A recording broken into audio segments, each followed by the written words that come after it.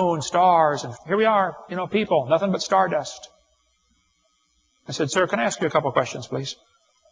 He said, sure. What do you want to know? We got a 3-hour flight sitting that far away from each other on the airplane. And I said, well, sir, I got a question. You said 20 billion years ago, all the dirt got together for the big squish and the big spin and the big bang. Where did all the dirt come from? Who made matter? He said, we don't know that for sure. I said, okay, now, sir, hold it. If I told you that I believe about 6,000 years ago, God created the heaven and the earth, then you're going to say, and where did God come from? And I have no idea. But you said 20 billion years ago there was a big bang, and you don't know where the dirt came from. So basically, I believe in the beginning God, and you believe in the beginning dirt.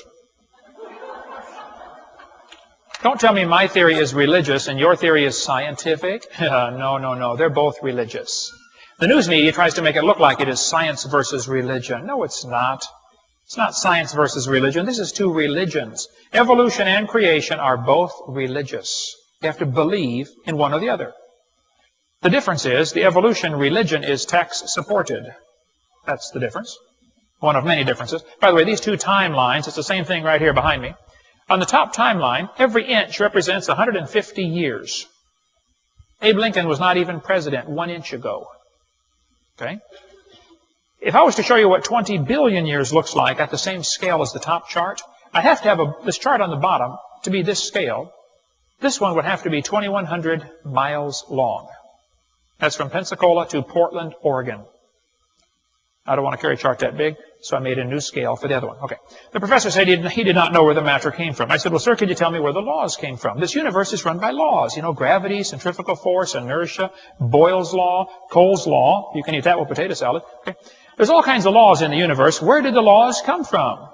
And by the way, why aren't the laws still evolving? Do you ever think about that? I mean, why is gravity always the same? Why don't you weigh 10 pounds more one day? You say, well, I do. Well, that's for different reasons, okay? But where did the energy come from anyway, huh? Who bought the gas to run this machine? The professor said, I don't know we don't know any of those things. I said, sir, could I ask you another question?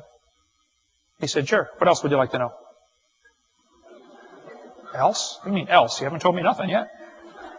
I said, sir, does Berkeley have a merry-go-round? How many of you know what a merry-go-round is? You go round and round till you puke. You've been on them before?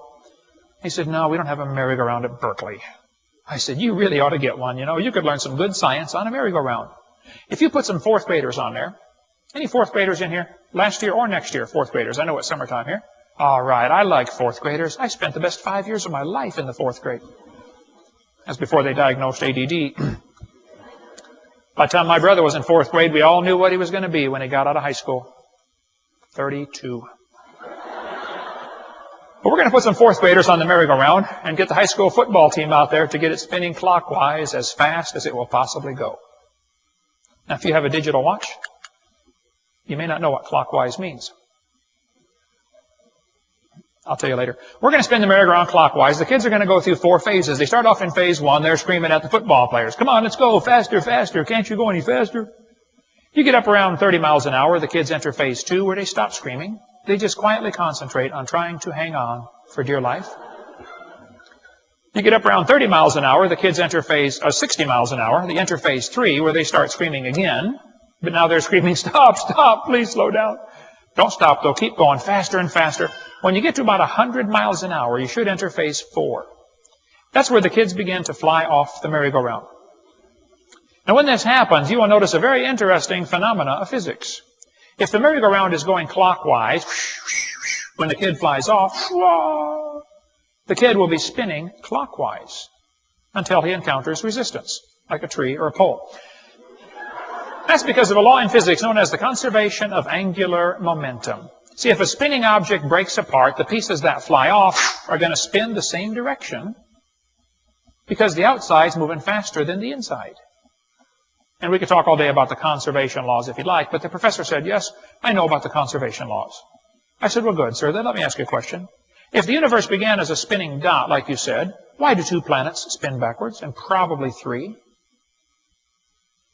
He got real quiet, puzzled look on his face. I said, sir, why do 8 out of 91 known moons spin backwards? Why do Jupiter, Saturn, and Neptune have moons going both directions at the same time? Huh.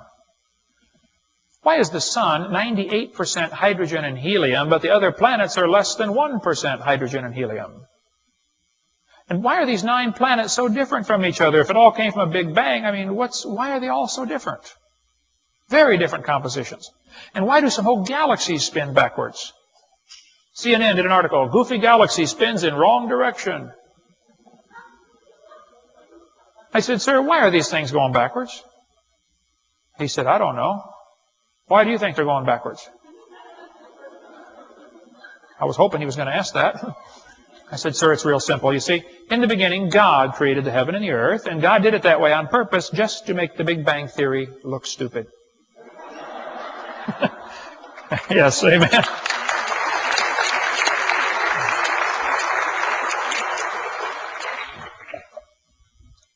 Now, I do believe in the Big Bang because the Bible teaches the Big Bang. It says the heavens shall pass away with a great noise.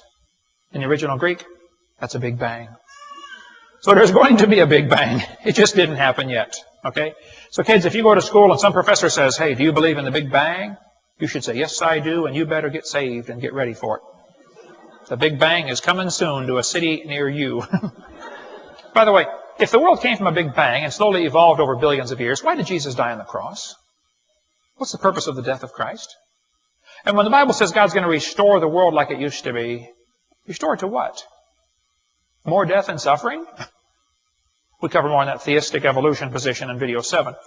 And the Big Bang Theory is ludicrous for numerous reasons, okay? If the Big Bang Theory were true, the matter would be evenly distributed. But it's not. Serious, serious problems with the Big Bang Theory. Even Fred Hoyle said, I have little hesitation in saying the sickly pall hangs over the Big Bang Theory. Get more on that in the book called The Evolution Cruncher. It's a 900-page book. It's only $5. Excellent book to give away to every kid in your high school. The second law of thermodynamics tells us everything tends toward disorder. If you leave something alone for a while, it's going to rot, rust, die, fall apart, or break down. Nothing gets better by itself. That's what the Bible teaches. The heavens are the works of thy hands. They shall perish. They wax old as doth a garment. Nothing gets better by itself. Take a look at your hairdo when you wake up in the morning. You'll see exactly what I'm talking about. Everything tends toward chaos, right? Here is Sue at 20. Here she is at 90. And here she is at 3,000. Everything tends toward chaos, folks, all right? All you have to do is nothing, and everything deteriorates, collapses, breaks down, wears out. That's what the second law is all about. Everything is getting worse. Nothing's getting better. But the textbook says humans probably evolved from bacteria more than 4 billion years ago. Was your great-great-great-great-great-great-great-great-great-great-grandpa bacteria? Evolutionists will say, well, Hovind, don't you know if you add energy, you can overcome the second law of thermodynamics? And the Earth receives energy from the sun, so the Earth is an open system, and that's how we overcome the law. I understand the argument, but they're missing the point. The universe is a closed system, number one. Number two, adding energy is destructive unless there's a special mechanism to use and harness the energy. See, the Japanese added a bunch of energy to Pearl Harbor one day. They didn't organize a thing for us, did they? So a few years later, we added some energy to a few of their cities, didn't we? Returned the favor. Didn't organize anything for them. Adding energy is destructive. The sun adds energy to the roof of your house, but it's going to destroy your house. The sun's energy will destroy the entire house. The sun's energy will destroy the roof on your car. It will destroy your upholstery. The sun's energy will destroy your paint job. There's only one thing that can actually use the sun's energy.